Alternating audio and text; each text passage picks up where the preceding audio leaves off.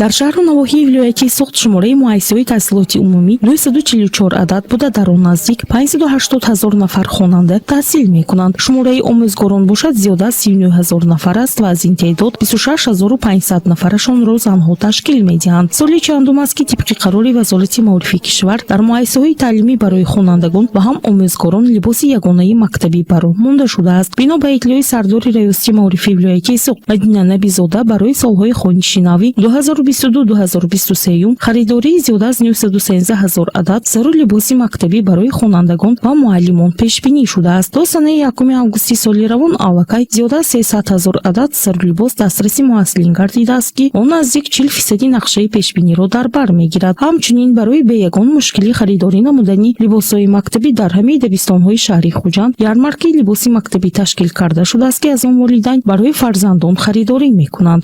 من بسیار خرسندم که در همینجا ярмаркаи мактабӣ ташкил шудааст. من همین از ярмарка آمده همین چیزها رو گرفته ایستادم. لباس‌ها بسیار هم زیبا میباشد. ярмаркаи либосҳои хонандагон будааст. мо омадем ба фарзандам либоси мактабиро гирифтам. нархҳо хело арзон будааст. либосҳо бо сифат духтагӣ.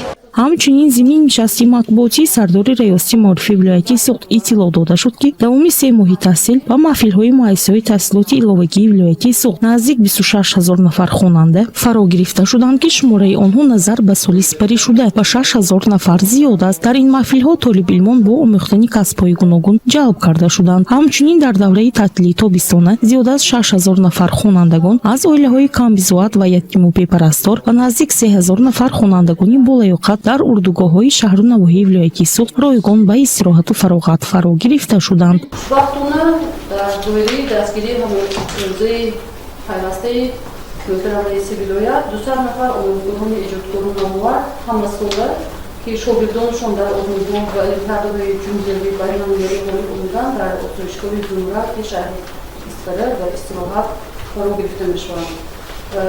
Ба ғайр аз ин дар